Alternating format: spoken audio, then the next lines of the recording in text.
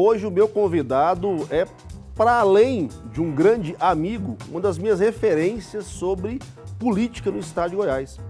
Jornalista, escritor, editor, ele é colunista no portal go.com.br, apresentador do podcast Quem Vai Ganhar, está direto nas rádios, é um dos caras mais procurados para falar sobre cenário político e eleitoral.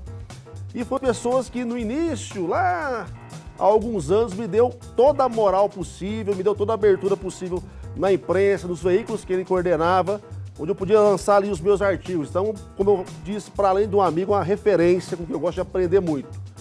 Mas só vai saber quem é depois da vinheta.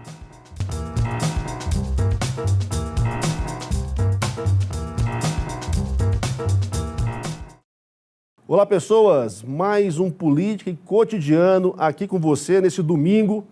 Momento de falarmos sobre a política que mexe com a sua vida.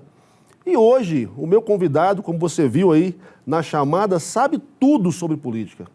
É, de fato, uma referência para a gente que quer entender um pouco do cenário, um pouco do bastidor, por ter uma análise muito técnica, muito abalizada e conhecer a fundo os bastidores do poder aqui no estado de Goiás.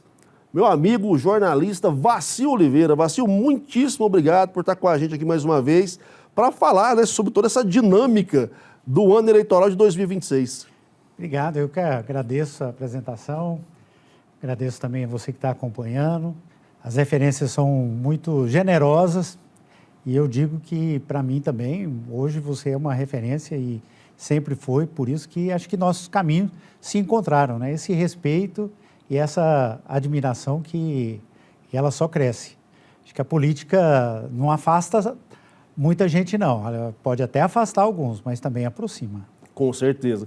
E é bacana, Vacil, até para a pessoa que está em casa entender, que às vezes as pessoas estão acostumadas a ouvir falar sobre política naquele patamar da briga, eu tenho que convencer você, ou você me convencer, é o que eu gosto contra quem você gosta. E no nosso caso, que acompanhamos a parte mais técnica da política, a parte realmente de bastidor da política, é sempre uma construção, né? Sempre uma troca de ideias. Eu acho que isso vai ser interessante para o pessoal que está em casa nos perceber hoje, porque a ideia hoje é esse bate-papo para te falar um pouco sobre aquilo que talvez não chegue até o eleitor, né? Porque ano eleitoral, o que mais acontece é o que não chega até o eleitor, né, Vacil? Pois é, e a política tem essa vantagem. Você nunca sabe tudo, nunca sabe demais. Você vai aprendendo o tempo inteiro e eu me sinto aprendendo o tempo inteiro.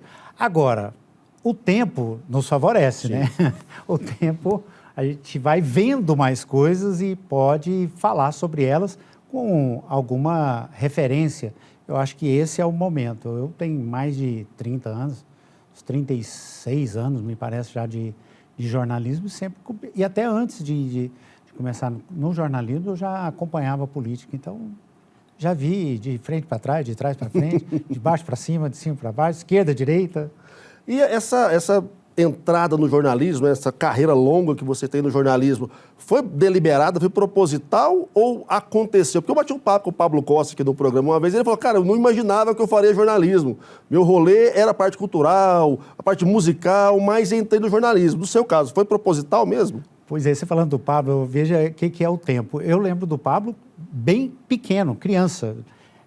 Eu sou muito amigo, gosto muito do pai dele, Bira Galho, grande poeta, e era amigo dele quando o Bira fazia poesia e o Pablo ainda estava engatinhando, literalmente. Então, isso, eu acompanho o Pablo hoje, fico também cheio de admiração pelo profissional que ele se tornou.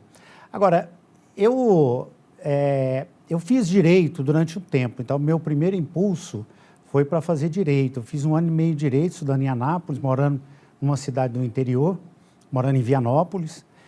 E até que eu decidi largar tudo e falei, eu vou para Brasília e vou atrás, vou fazer jornalismo, quero fazer jornalismo.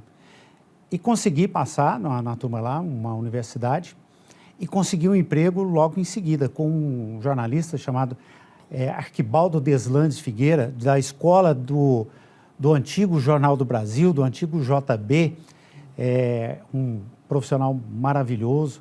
Tem um livro que é muito curioso, o livro dele chama Do FICO ao DR, Lobby do FICO ao DR. Ele contando a história do lobby e mostrando desde a origem até exatamente a criação da UDR, que está por trás hoje de toda a trajetória também de Ronaldo Caiado. Sim. Você veja que são as coincidências da vida, né? E de lá eu transferi, acabei me formando aqui na UFG, em Goiânia, em Goiás, aqui em Goiânia. E meu pai também foi candidato, em 89, foi candidato a prefeito num município chamado São Miguel do Passa Quatro, que fica a 80 quilômetros daqui, e estava nascendo o município. Ele foi eleito, foi o primeiro prefeito. E lá eu fiz o primeiro jornal, já não estava formado, mas já como uma primeira atividade, chamado O Patrimônio.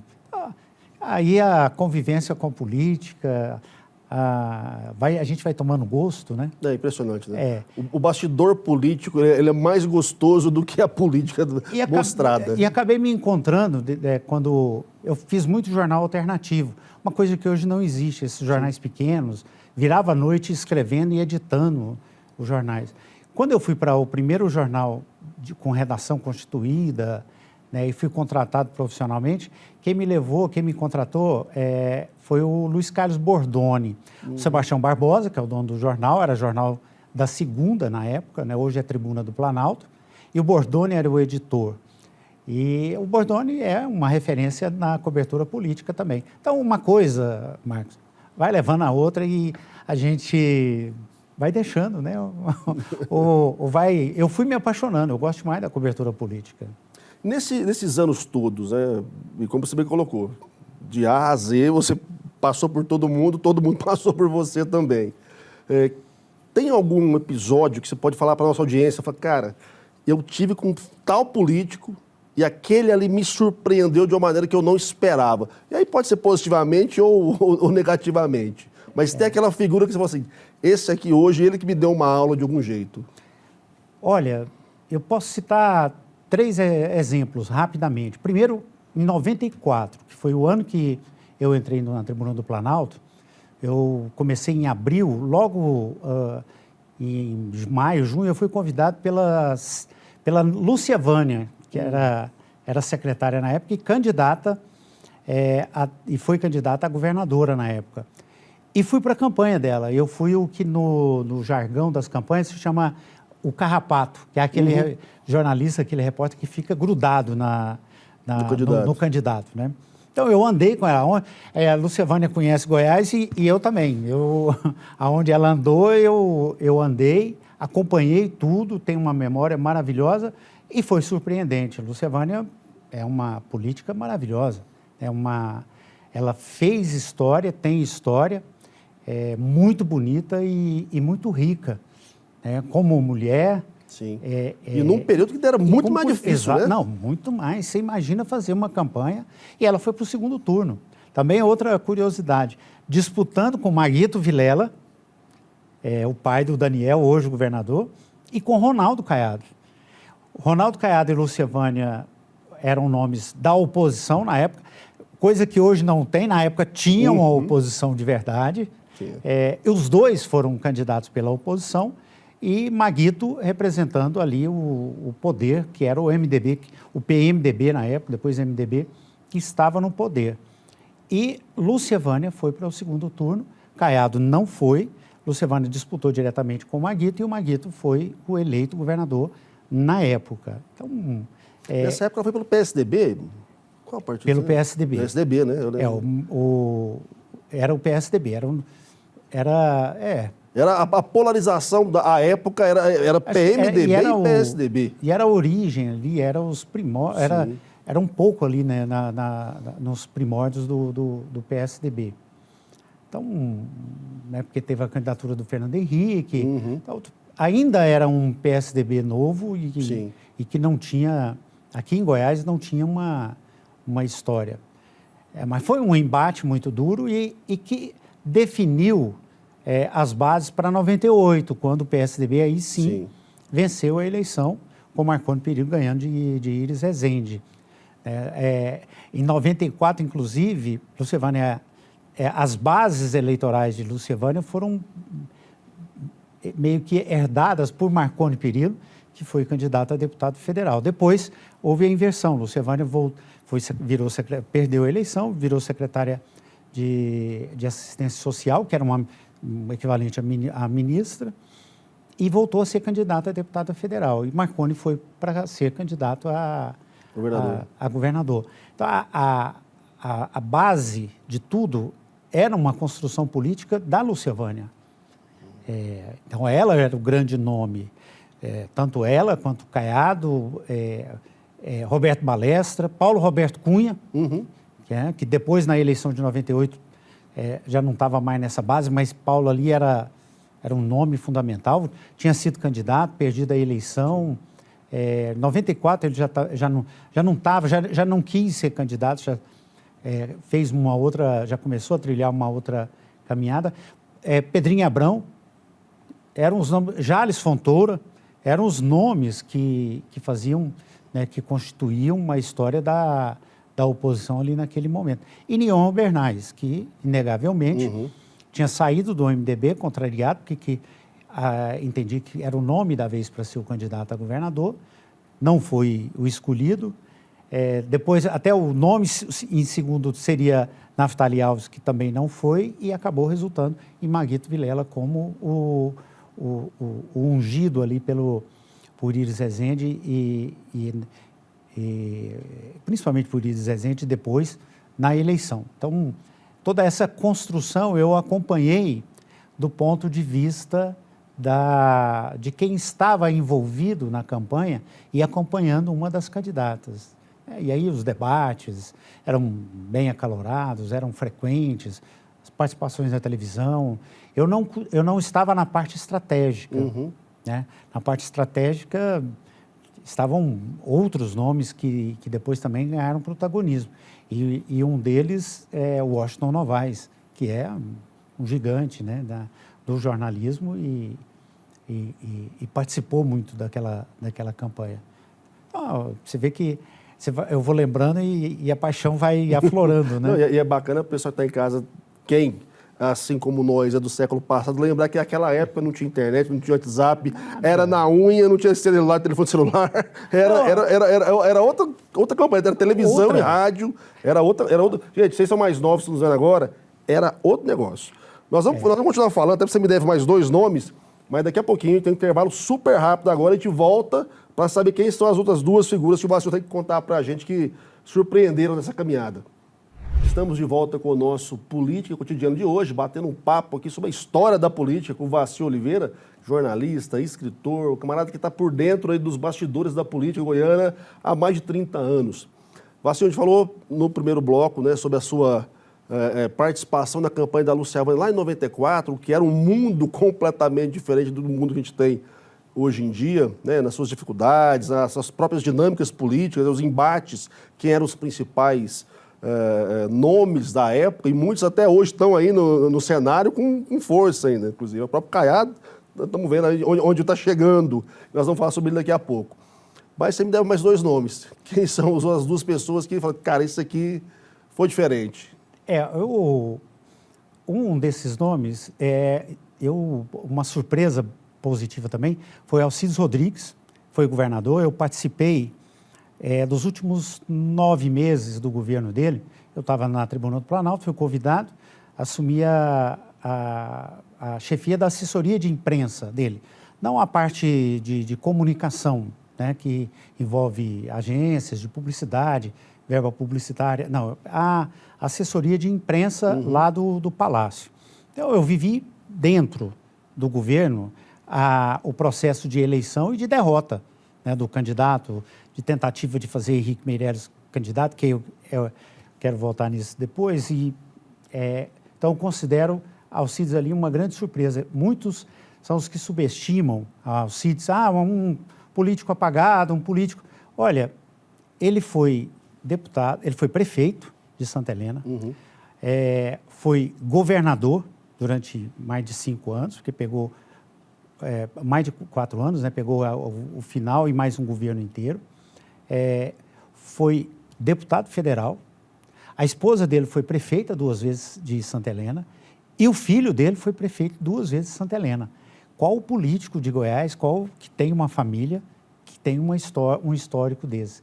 Então, naquele jeito dele, bico calado e pé ligeiro, muito bem definido pelo Roberto Balesso, ex-deputado federal, Alcides foi longe. Então, é alguém que eu respeito muito a história dele e a figura dele. Outro nome que foi uma surpresa para mim trabalhar foi Henrique Meirelles.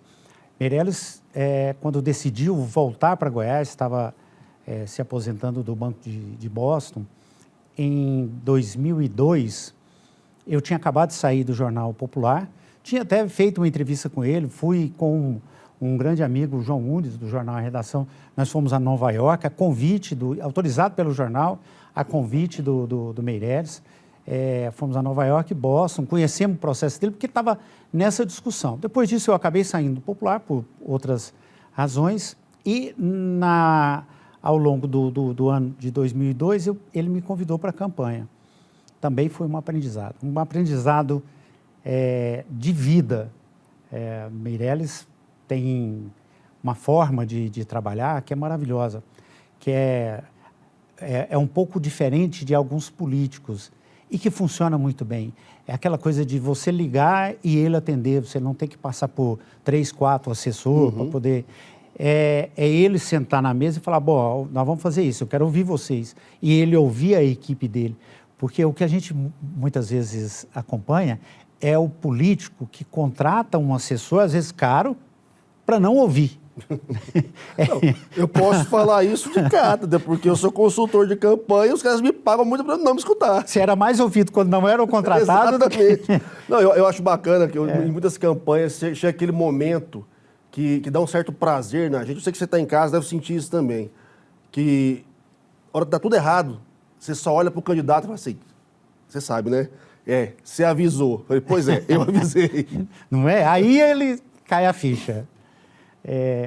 E o Meirelles, na campanha, foi uma das coisas que eu achava impressionante. Que foi a campanha que ele venceu para deputado federal.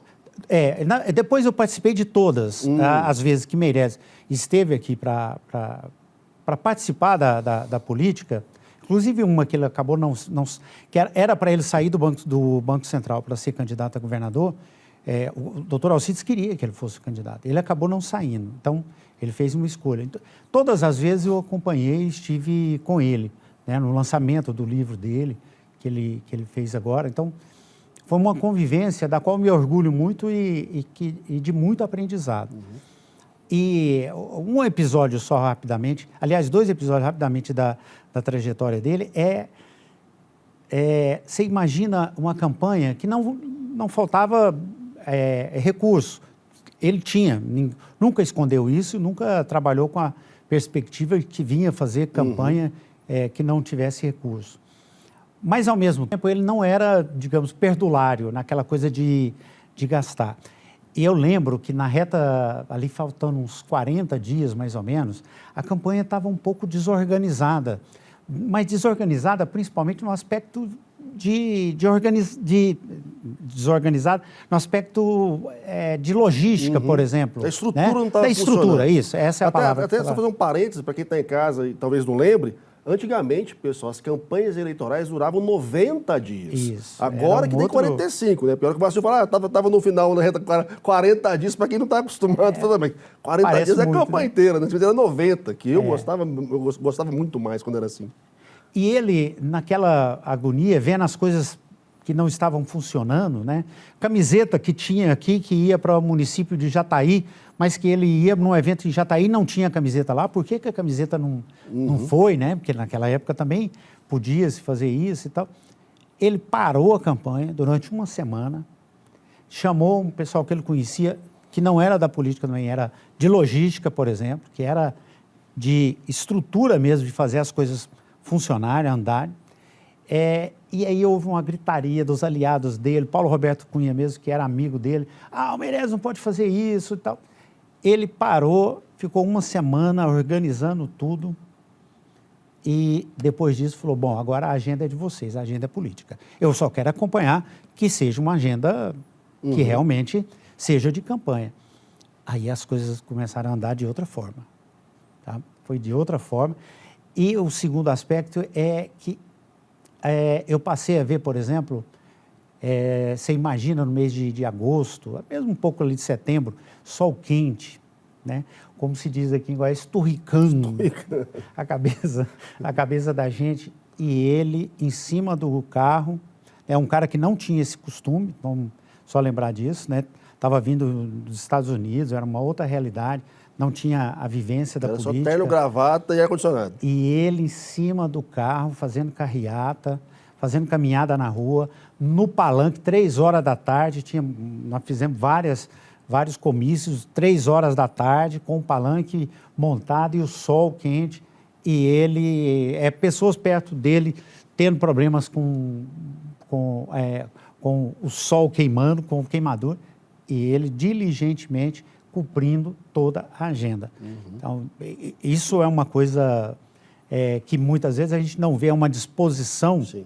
Né? Ele foi o mais votado, teve uma votação histórica, acabou não assumindo porque foi para o Banco Central. Então, agora eu falei 3, me permita aqui fazer uma graduação maior aí, que foi um período agora no final da vida de Iris Rezende.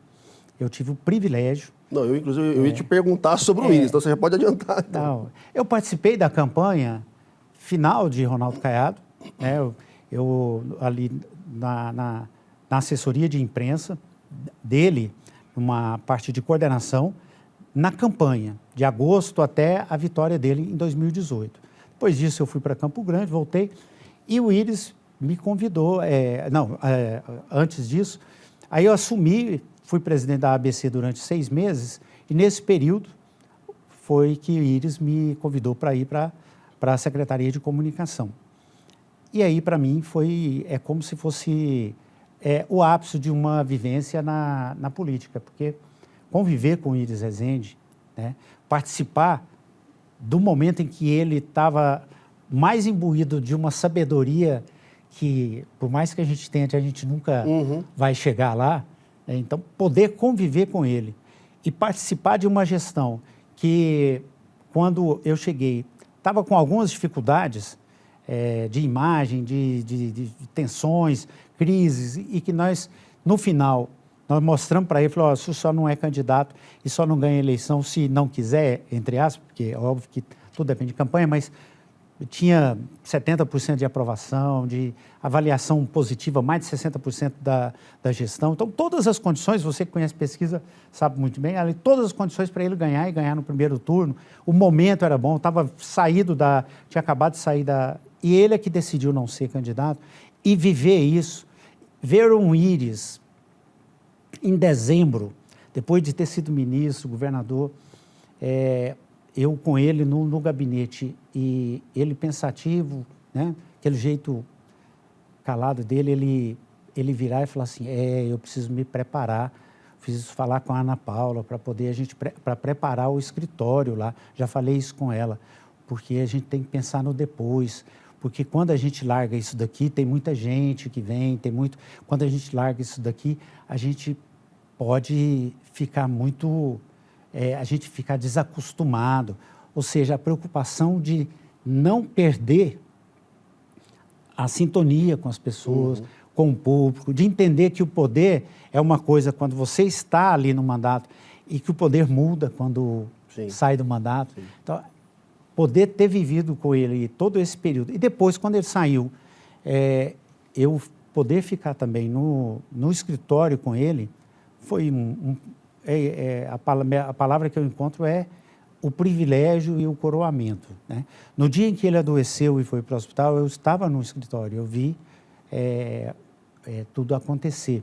Foi meu último contato com ele, porque depois ele foi hospitalizado então, toda essa vivência ali é como se tivesse tudo acontecido para poder chegar naquele momento, e não tem nada que me orgulhe mais do que essa história ter sido ali concluída. Por isso que, neste momento agora, eu tô no lucro. Né? Não, nós vamos falar um pouquinho mais sobre o Iris, porque merece falar, mas daqui a pouquinho, depois do intervalo, que você já sabe, é rapidíssimo. Vamos lá, mais um momento aqui com o nosso grande parceiro, amigo, Vacil Oliveira, falando sobre a história dele, né, na política, as personalidades com que ele pôde trabalhar, pôde participar de campanha, e nós fechamos o segundo bloco falando do Iris Rezende, que acho que é inegável, né, é o principal nome que a gente tem na política goiana, histórico, né, o cara só não foi presidente da República, porque o resto que te dá para ser, ele foi rompendo. E ter vivido com ele, eu imagino, Vacilo, que é um coroamento, né, das suas décadas de profissão, mas também talvez te deixe ali uma pulguinha atrás da orelha. Eu quero saber de você agora por quê? Porque você acompanhou grandes lideranças políticas do estado de Goiás, né? E pós Iris Rezende, né, a gente já teve a perda do Maguito, a perda do Iris, que eram grandes nomes do MDB. Aí agora a gente tem essa emergência do Daniel, tem o Caiado, que também já está com a idade um pouco mais avançada, o Marconi, que teve seus reveses e não tem mais aquela pujança que tinha antes. Eu fico imaginando, né? Você conviveu com pessoas tão proeminentes. Como é que você olha o panorama político goiano hoje, em nível de lideranças? E não só 2026, mas 2030, daqui para frente. O que a gente consegue, sei lá, não prever, que prever é meio difícil, mas vislumbrar enquanto as próximas, as atuais lideranças que podem movimentar o nosso Estado? Olha, primeiro eu vivo hoje de muita saudade, com muita saudade. Saudade de Nion, Pedro Wilson, quando ele estava militando na política, né, estava participando, presente. Saudade de Darcy Acossi, né, Nion era um papo maravilhoso com ele. O Darcy, ele perdia noção de tempo quando ele conversava com a gente. Então, eu posso citar vários. Roberto Balestra, né, Pedrinho Abrão, Jales. Era um outro momento. Então, é muita saudade, mas entendendo que o momento é outro. Só para aproveitar a sua fala, me permita. Para você, tem uma percepção de que antigamente parece que as pessoas, os políticos, falavam mais da política? Porque eu tenho essa cisma que esse pessoal da antiga tinha essa conversa sobre a política, sobre a gestão, sobre os grupos, as parcerias. E hoje eu vejo muitos políticos vivendo em bolinhas de TikTok que parece que eles se bastam naquele espaço ali e não tem mais esse momento para debater política com pessoas normais como a gente, mas com essa percepção de entender a sociedade. Parece que todo mundo, se eu tenho meu mandato, eu estou blindado. Se eu tenho meu partido, eu estou blindado. Parece que está faltando esse pessoal da antiga que debatia a coisa. Uma imagem, se eu pudesse definir, era uma política feita no corpo a corpo. Ela agora é feita virtualmente. Era uma política de conversa, de negociação, de vai lá, vem cá. O jogo era outro, era um jogo bem corporal mesmo, porque você tinha que construir na conversa, no convencimento e por aí. Era muito mais isso do que qualquer outra coisa. Hoje não, hoje você tem você tem as redes sociais que elas interferem demais na forma de... uma negociação tete a tete, feita por dois políticos, ela pode morrer se cair na rede. E cai com uma facilidade enorme. Ela cai sem querer, porque tinha uma câmera filmando, um hacker entrou, pegou e liberou, por exemplo, né? Então, cai involuntariamente. Não é nem como parte de uma estratégia, muitas vezes, pode ser, mas muitas vezes nem é como parte de uma estratégia. Então, as coisas mudaram. Tanto que eu tenho para mim muito claro que com a morte de Iris e com o fim do mandato de Ronaldo Caiado, pode ser que ele ainda seja candidato aqui, mas o marco eu estabeleceria como marco o fim do segundo governo dele, a gente encerra um ciclo na política goiana. Mas um ciclo que já vinha se encerrando. E para mim é justamente esse vir acabando já há algum tempo, que define a gente não tem oposição aqui em Goiás. Porque a gente não tem oposição, mas também não tem situação.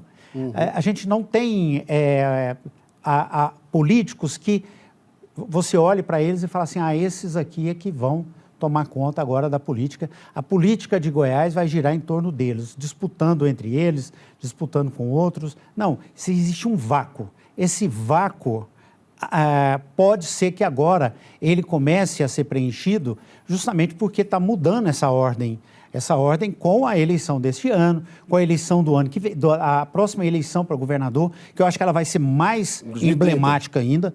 Né? Você fala de 2030. De 2030. Sim, concordo. Porque aí 100%. já serão outros jogadores, um outro ambiente, uma outra formatação da política. Então, nós estamos ainda nesse vácuo. Então, não existe oposição, não existe situação. Não existe oposição porque não existe situação ainda. Isso está se formando. Existe uma ocupação de governo. O velho tem que morrer, mas o novo ainda não nasceu. Ainda não nasceu. Então, isso é o que a gente vê acontecendo neste momento, no meu entendimento. Tanto que a formatação de hoje, do que a gente vê na eleição, ela é ainda fruto de uma construção do Íris e de Ronaldo Caiado. Sim. Em determinado momento, o Caiado, que todo mundo dizia assim, um Caiado nunca vai ocupar o executivo porque a memória histórica não permite lembranças de violência da família. Então, cada um tinha uma teoria, tem uma teoria. Caiado fez um movimento que foi aceito e houve reciprocidade de Íris, que também precisava restabelecer o poder para o MDB. Caiado foi candidato a Senado, a senador, com ali uma construção conjunta do Íris. E foi muito aliado do Íris. O gesto de Caiado, quando o Íris é derrotado, que perde o primeiro turno, vai para o segundo, mas numa perspectiva de ser derrotado, e o Caiado fala, já eleito senador, em vez de ir para a praia, em vez de ir para Paris, quando perde ele fala, olha, se o Íris ganhar, eu vou ser candidato eu vou ser secretário de segurança. É um gesto que pesou para mim, principalmente depois. Então, Caiado foi o aliado naquele momento que o Íris não tinha. E isso também caminhou para depois. O Caiado ser candidato a governador em 2018, o Íris tentou fazer a aproximação já naquele momento, não houve jeito, o Daniel foi candidato. Sim. Mas foi depois, como a última ação política do Íris, que houve a aproximação entre Daniel e o Caiado. E o Daniel virou vice de Ronaldo Caiado. O Íris, eu lembro, ele já atendendo no escritório dele, e a preocupação de que, olha, vamos amarrar isso logo. Todos se lembram que o Daniel foi anunciado como vice no ano anterior, com muita antecedência. Isso faz parte da construção. Então, antes de tudo, o Íris deixou pronta a aliança com o Daniel e deixou pronto que o MDB voltaria ao poder, como voltou agora. O MDB está no poder, Daniel está no poder, é o governador. Então, essa construção de Íris de Rezende, de Íris e de Caiado, é que está definindo a disputa deste ano. Daniel é o governador, o MDB está no poder e o Daniel é o candidato à reeleição com o apoio do Caiado, abençoado lá atrás pelo Íris, é o favorito, o Daniel, tem condições de ser reeleito, no caso, disputando com o Marconi Perillo, que foi aquele que ganhou de Íris Rezende em 98 e depois em outras eleições que foi disputado. Então, a gente ainda vive essa construção feita pelos últimos nomes que ficaram com cargos e com poder e com força na política goiana, de uma política que não se faz mais, de uma política que já está no final. Eu considero que naquela eleição, quando o Caiado vem ao Senado com a mão do Íris na condução do projeto, que se deu aí, acabou com todo o desdobramento, desembocando em Daniel Vilela, governador hoje, para mim, naquele momento, o Caiado aprendeu a fazer política de grupo. Porque você lembra que o Caiado, enquanto deputado federal, ele nunca foi de grupo. O Caiado era beligerante e ele defendia as pautas dele, mas ele não tinha, tanto que se falava muito. O Caiado não vai ser executivo porque ele não tem condição de fazer grupo. Naquela eleição, quando ele vem ao Senado, que é um voto majoritário, mas principalmente talvez pela proximidade com o Íris, ele começou a entender a real dimensão do que é ter um grupo político. Tanto de lá para cá, ele constitui, junto com o Íris, esse grupo, teve as disputas, o Íris com a visão muito mais à frente do que qualquer um de nós, vislumbrou que a nossa chance é usar talvez essa potência que é o Ronaldo Caiado, mas com aliança com a gente, para a gente poder pegar esse empuxo e lá na frente conseguir de novo voltar ao poder. Na minha cabeça isso faz um sentido brutal que não sei até que ponto alcança, né, a real discussão, o real projeto do Íris. Faz muito sentido. E parece que é como se os dois, a partir desse momento, dessa aproximação deles, começassem a jogar em dupla xadrez contra os adversários que estavam jogando dama, né? Tentando fazer o come-come, aquela coisa de eliminar a peça, enquanto isso eles jogando com o tempo. Sim. E não tem nada mais poderoso na política, não tem articulador melhor na política, não tem estrategista melhor na política do que o tempo. E olha, o Íris era senhor do tempo. O Íris dominava o time. Não, errou. Não quero entrar nesse detalhe. Porque é uma discussão que se faz em alguns pontos da história dele. Mas uma coisa que o Íris dominava bem, e no final da vida ele estava tranquilo, era esse tempo. Com coisas pequenas e com coisas grandes. Tempo para poder fazer anúncios. Na pandemia, ele lidou com muito isso. A hora que ele dava entrevista, a hora que ele não dava entrevista, a hora que ele sentia que poderia falar e não atrapalharia o Caiado, a hora que ele evitou falar porque se ele falasse, atropelaria o governador e o governador, no entendimento dele, no entendimento dele, era a autoridade máxima do Estado, então ele que deveria liderar, e ele deixou, não é que ele deixou, ele entendeu que naquele momento o Caiado era o líder, ele que tinha que liderar todas as ações, e ele acompanhou e avalizou com o peso que a história lhe dava e com o cargo que ele tinha como prefeito de Goiânia, ele avalizou as ações do Caiado. Isso, para mim, teve um peso enorme e teve também uma consequência positiva enorme para todos nós que vivemos a difícil etapa ali que o mundo viveu, aquele período que o mundo viveu da pandemia. Falando em tempo, nós vamos para o intervalo agora e na volta do próximo bloco você vai ver a Lívia Mesquita falar sobre o quadro Imagem do Poder, o uso de relógio. Será que o político ele pode usar relógio caro? Será que ele pode ostentar uma marca muito chique? Pode, não pode, faz sentido, não faz? Após o intervalo, que é rapidinho, você vai bater um papo com a Lívia e na volta eu vou continuar o meu papo aqui com o Vastinho Oliveira. Então, se mantém aí que é rapidinho e é bem interessante o papo com a Lívia também. Relógio caro é ostentação? Político pode ostentar? Ou será que o problema não é o relógio, é o que ele comunica? Na política, até o relógio fala, e às vezes fala mais que o próprio discurso.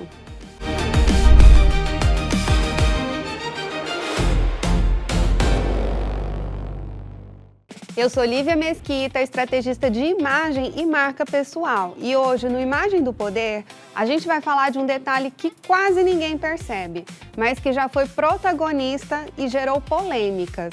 Gerou debate e dominou o algoritmo várias vezes. O relógio já foi palco. Seja por ser caro demais ou simples demais, ele já virou assunto e não foi por acaso. Porque não é sobre ver as horas, é sobre o que ele comunica na imagem. Dentro e fora da política, o relógio comunica status, estilo de vida e valores. E, principalmente, comunica posicionamento, então nada é neutro. Às vezes, o erro não está no valor do relógio, mas no que ele faz as pessoas sentirem. Quando um político escolhe um relógio simples, isso não é por acaso. Essa escolha constrói uma imagem acessível, comum, de um cara gente da gente. Nesse caso, não ostentar é uma escolha estratégica e muitas vezes é isso que gera conexão com o eleitor. Agora, quando o relógio carrega um significado, como sustentabilidade, por exemplo, ele deixa de ser acessório, ele vira discurso, uma forma de reforçar valores e pautas, sem precisar falar nada. Já quando aparece um relógio tecnológico, a mensagem é outra. modernidade, inovação e conexão com o futuro. O acessório reforça a narrativa. E aí vem uma dúvida que muita gente tem. Político pode usar relógio caro? A resposta é simples, depende. Depende do posicionamento e da história que ele quer contar, porque no final o relógio pode aproximar, posicionar, fortalecer uma imagem ou gerar ruído. O político até pode usar um relógio luxuoso, mas precisa sustentar o que comunica na marca pessoal dele. Tudo depende do contexto e da intenção que está por trás. Aqui no Imagem do Poder, a gente não fala de estética, a gente fala de estratégia, porque na política nada é só um detalhe. Então, da próxima vez que você reparar no relógio de um político, se pergunte o que ele quis comunicar com isso, porque na política até o tempo precisa ser estratégico. Um beijo, nos vemos no próximo Imagem do Poder.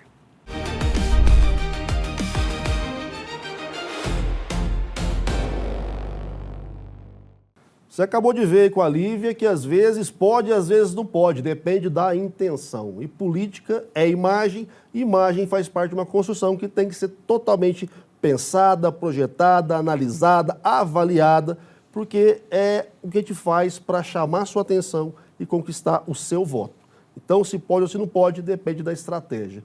E falando com o Vacil aqui, a gente falou muito sobre as grandes estratégias, e uma delas é o uso do tempo, o Íris como um grande mestre do tempo, e que, basicamente, em 2026, a gente tem o encerramento de um ciclo que vai dar o start para um próximo ciclo ainda mais imprevisível, por enquanto, que é 2030, né? Onde provavelmente os principais nomes que ainda perduram no cenário já não vão estar em disputa mais, muito provavelmente, ou talvez não nas mesmas condições.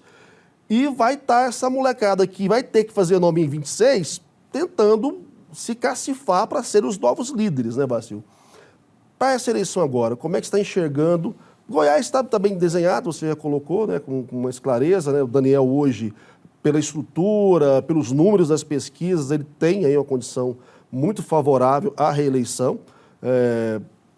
Mas temos ainda, por enquanto, pelo menos, né, Wilder e Marconi como pré-candidatos. O PT ainda não lançou ninguém, né? Então até quero entender um pouquinho da sua visão sobre isso. Mas como é que você entende que o que pode acontecer nesse contexto hoje? É uma tendência de primeiro turno? Há uma movimentação que pode ganhar um pouco de tração e empurrar isso para um segundo? Qual que é a sua avaliação? Olha que interessante. O Íris foi o grande responsável por trazer para a política, né, para abrir as portas para a política, de alguns nomes de jovens na época e que hoje estão constituindo uma espécie de armada em torno do Daniel, de proteção do Daniel. André Azeredo, Agenor Mariano, Samuel Belchior, Lívio Luciano. Então, são vários desses políticos que eram mais jovens, que Íris foi abrindo espaço. Eles depois, cada um foi buscando um caminho, mas hoje estão de novo na política e vão continuar, porque esse ano estão junto com Daniel na estruturação. Então, isso também tira aquela ideia de que Daniel está sozinho, Daniel não tem condições de montar um grupo ou uma base para ele. Ele tem uma base de políticos, Leandro Vilela. Então, se a gente for puxando pela memória aqui, você vai trazer vários desses nomes para a baile, que eles agora estão tendo uma nova oportunidade. A eleição vai ser disputada, pode ser que ganhe, se ganhar, vão ter aí mais um tempo de governo. Se não ganhar, aí é um outro momento, uma outra história. No caso de Marconi Perillo, a pré-campanha de Marconi, a ação dele até agora, na minha visão, ela é muito parecida com a que ele combatia quando ele estava no poder. Ele era o novo, tanto que foi o exemplo do Tempo Novo. Sim, o Tempo Novo era a marca dele, que combatia o velho, que era o MDB. Hoje, ele já não é o novo, a novidade, né? A novidade estaria mais para Daniel, pela idade, para o Wilder, porque é quase que um outsider, mesmo já no segundo mandato de senador, mas já não é mais o novo. E a campanha dele é feita toda no passado. Eu ilustraria isso dizendo o seguinte: olha, o Marconi está fazendo uma campanha maravilhosa para ser candidato em 2010 e não para ser em 2026, porque tudo dele é a tentativa de trazer à memória um governo que tem muitos méritos de fato, que é inegável que tenha o que apresentar. Só que memória é essa? De quantos anos nós estamos fazendo? Foram 20 anos no poder, Marconi Perillo, mais há uma década quase, né, acho que 8 anos, fora do poder. Então, que reavive. Quando ele fala, o exemplo para mim clássico é VaptVupt. Olha, VaptVupt foi uma inovação naquela época. Só que VaptVupt hoje, naquela concepção, até mesmo o nome, tão repetido, tão desgastado, não concebe. Por quê? Porque que eu preciso ir num espaço físico cheio de gente, talvez com fila, por mais que diga que não, que é rápido, mas ter que esperar, entrar numa... Se na internet eu resolvo tudo, está tudo sendo resolvido na internet. Então, não dá para as pessoas... É difícil passar para as pessoas a ideia de um VaptVupt, sendo que a cabeça já não funciona naqueles moldes de... de 90, né? Eu comentei esses dias que... de 2000. É uma campanha que traz a memória de pessoas que viveram aquilo, mas que para elas já não é mais aquilo que elas querem, porque elas querem algo melhor, e não conversa com pessoas que não viveram aquilo, para elas não faz sentido. E uma visão clássica de campanha, você já fez muito, talvez já pense assim também, as pessoas querem esperança, querem algo novo. Daqui para frente, né? Para frente. Querem falar de futuro, querem falar de coisa... E aí você fica... O passado é uma base. Se tem uma base sólida, como tem o Marconi, tinha como outros... Então tá, e daqui para frente? O que vem? Qual que é Então, essa repetição do discurso, para mim, faz o Marconi, que já não é mais o novo, ficar mais velho. E aí vem o Daniel com um discurso novo, falando em tecnologia, falando em negociação com os Estados Unidos, com a China, né? Os Estados Unidos nas terras raras, China e tal. É um discurso para frente. Agora, aí nós temos os outros dois. Primeiro, o Wilder. O Wilder é o discurso nenhum, né? É a ausência de discurso. Porque o Wilder não tem base no contato com as pessoas. O Wilder tem uma expectativa só. É ele ser ungido pelo bolsonarismo. É igual o Rio, quem é daqui de Goiás sabe muito bem disso, aquele riacho pequenininho, né, que é quase um rego d'água lá na fazenda.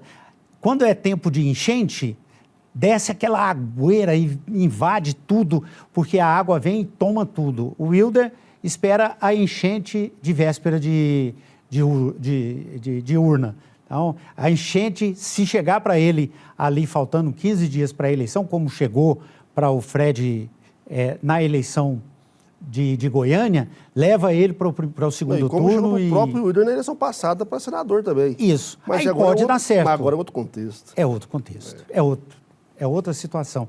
Então, o Wilder, ele não discute política, ele não fala sobre... Você não vê ele falando sobre o futuro de Goiás, não vê ele falando nem sobre o passado. Ele, há pouco tempo, ele era da base do Caiado, ele é bolsonarista, ele esteve conversando com o Marconi, então é uma fluidez de posicionamento político muito grande. Então, o Wilder não se discute. Por quê? Porque o Wilder é o bolsonarismo. Se o bolsonarismo der a ele a vitória, legal, ele está eleito, o bolsonarismo venceu. Se o bolsonarismo não der ele a vitória, pronto, não vai nada. A eleição dele não ajudou nem para promover o debate e nem para promovê-lo para 2030. Porque ele já tem 4 anos de mandato, mas se ele não fizer nada agora, 2030 ele está morto. E o PT tem uma contradição muito curiosa. O PT, desde o início, se você lembrar, se quem está acompanhando aqui a entrevista lembrar também, no final do ano passado já tinha a ideia, o discurso era o mesmo. O que era o discurso? Olha, nós vamos lançar, o PT vai ter um candidato aqui em Goiás para defender o governo Lula, para defender o legado de Lula, por isso que o PT não abre mão de ter uma candidatura. De lá para cá, o PT está apanhando para caramba. Lula está apanhando sozinho. O PT não consegue chegar a um nome. E, enquanto isso, todos os espaços, e política é a ocupação de espaço, né? Todos os espaços estão sendo ocupados pelos adversários. Não há espaço ocupado pelo PT porque ninguém tem autoridade ou ninguém consegue falar pelo partido e não ser contraditado dentro do próprio partido. Sim. A confusão está armada internamente. O desentendimento é interno. Até que o PT resolva isso, e vai resolver, o PT também tem isso, ele tem muita discussão interna, às vezes tem alguma confusão, mas chega um ponto que o partido junta e trabalha unido, mas até que isso chegue, o Lula vai continuar apanhando. A ideia de que Goiás é um estado de direita e bolsonarista, e pode ser que se consolide a disputa que a gente viu em Goiânia, que é direita contra direita, sim, que é a direita caiadista contra a direita bolsonarista, e que a eleição se polarize por aí, com o PT excluído do debate e talvez o Marconi, que é outro também. O Marconi ele se posiciona no meio. É um discurso? É um discurso. Mas é um discurso para vencer? O PSDB sempre foi um partido em cima do muro, né? Mas ganhou com o Marconi, ganhou com o Fernando Henrique. É o momento que a gente está vivendo, né? É o melhor lugar para estar nessa altura do campeonato? Não ser nem lulista, nem bolsonarista, mas precisar de votos de lulista e de bolsonarista para ser eleito? Como é que resolve essa equação? Realmente a gente está um contexto polêmico pela frente. Eu deixo uma frase que eu ouvi, eu achei fantástica, que uma pessoa me disse que em cima do muro só cerca elétrica. Vacil, muito obrigado, a gente estourou o nosso tempo aqui, muitíssimo obrigado por ter batido esse papo com a gente. Eu acho que quem está em casa teve uma aula hoje de política, da história da política, pôde se lembrar de muita coisa que a gente vivenciou aí nessas últimas décadas. Então, quero te agradecer demais por ter batido esse papo com a gente hoje. Eu que agradeço a sua audiência, sua atenção, agradeço você pelo convite, fico muito lisonjeado e é uma honra estar aqui, um privilégio também, já que hoje foi uma palavra que eu usei bastante para falar de Yiddish, poder falar sobre política e numa casa maravilhosa também, como é a PUC TV. Bacana demais. A você que está nos assistindo, muitíssimo obrigado. Semana que vem a gente está de volta. Vai para as redes sociais e bora continuar o bate-papo.